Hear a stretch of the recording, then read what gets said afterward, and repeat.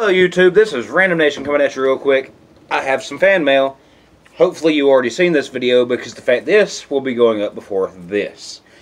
So here's the thing.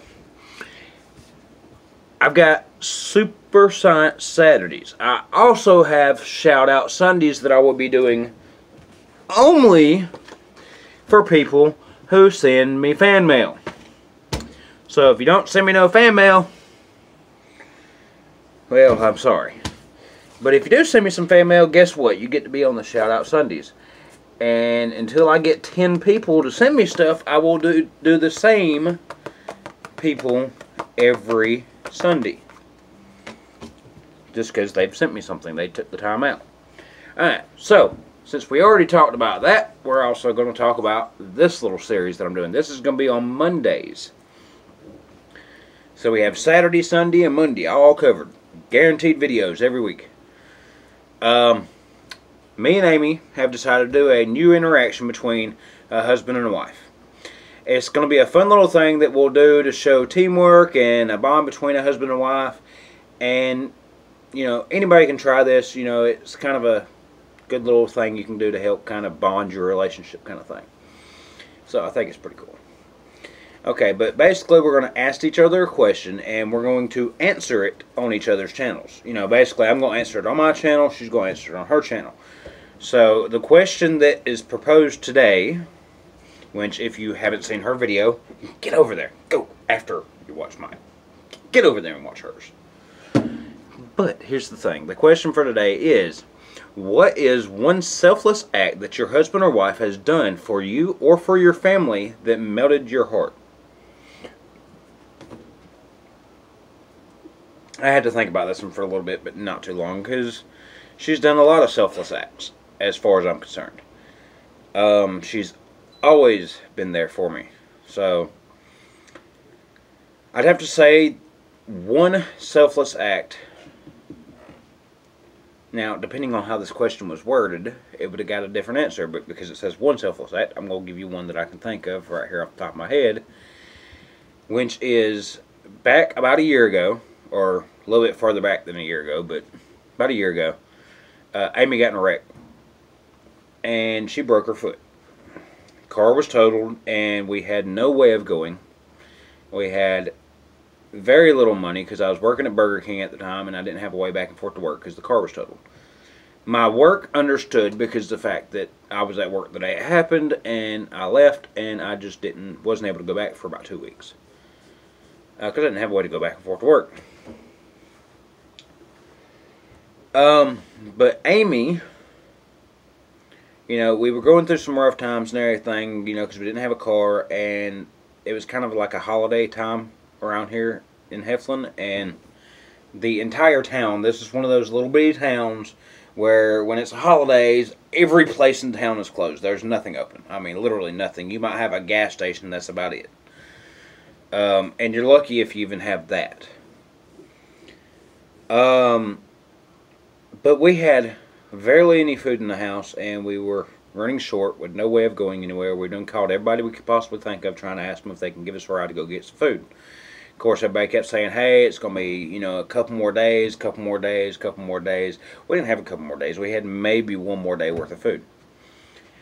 So I'm sitting there, and I'm sleeping, you know, because of the fact I'm depressed, and, you know, I feel bad for Amy. I don't really know what to do. I'm trying to just think, and I'm trying to relax, and I was asleep.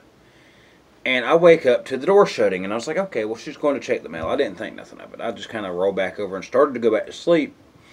But I noticed she didn't come back in the house after like 5 or 10 minutes, and I'm like, that's weird. It only takes a couple of seconds to check the mail and come back in, so she should have done walked back in the house. So I asked the people in the house, you know, the kids and everything, hey, where'd your mom go? Oh, she said she was going to the store. Did she get a ride? And they said, no, she was walking. She's got a broke foot, and she's walking to Walmart, which is, you know, easily a 30-minute to an hour drive from here. I was like, alright, well, this is kind of messed up. She's going to walk all the way to Walmart. She should have woke me up, but she didn't. She said that I needed to sleep because I was actually sick at the moment. One of the very few times I ever get sick. And she's like, decides she's going to walk all the way to Walmart to go get some groceries so that she can make sure that the family has food in the house. You know, on a broken foot. So I'm like freaking out. I decide I'm going to go ahead and leave and go see if I can catch up with her, because I call around everybody I can. Nobody's wanting to answer their phone, and the few people that did actually answer their phone, you know, just either didn't have the car that day, or, you know, they were just too busy, had other stuff they had to do. And, you know, I can respect that. At least you answered the phone, you know, because you probably already knew what I was calling you for. But I decided I'm going to have to walk and catch up to her, or at least run and catch up to her, because I know she couldn't move that fast on a broke foot. So I was like, she couldn't be no more than a couple of miles down the road.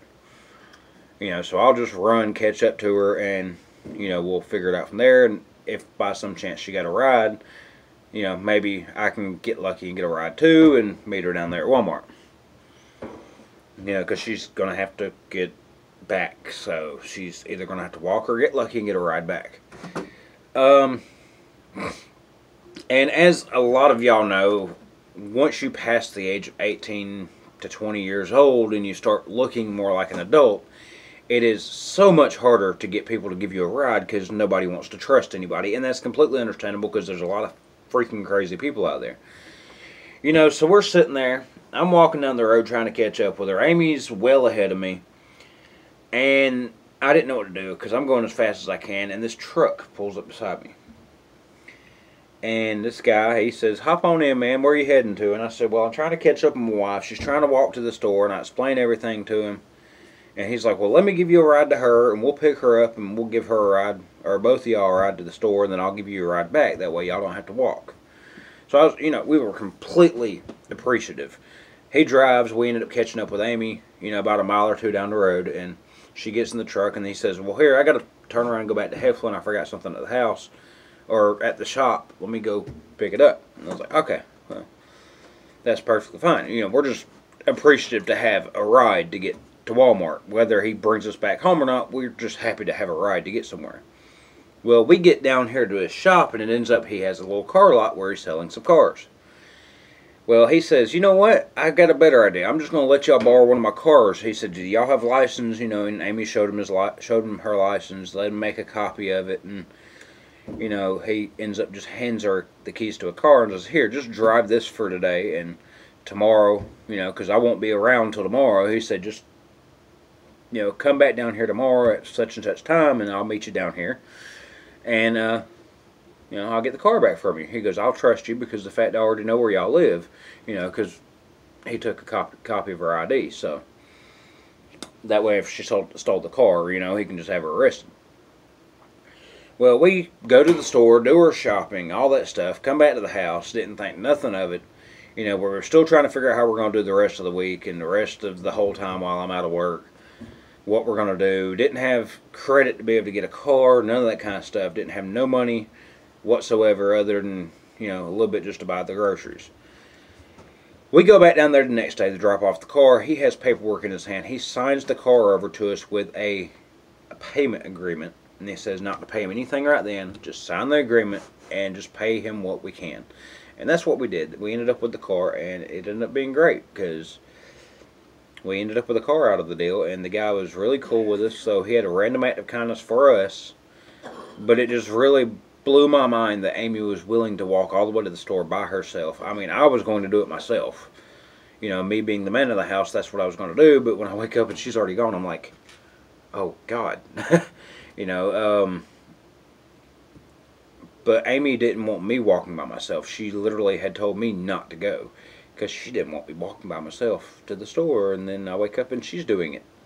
So that's my selfless act that she done for me and the family, and it did melt my heart. I love her to death for it, and I love her to death anyway. She's the best woman I could possibly ever have, and I wouldn't trade her for anything. So guys, like I said, if you haven't checked out her video, go over there and check out her video. Make sure you leave me a like and a good little comment down below. Don't forget to subscribe, and as always, this is Random Nation speaking to the Random Nation, out.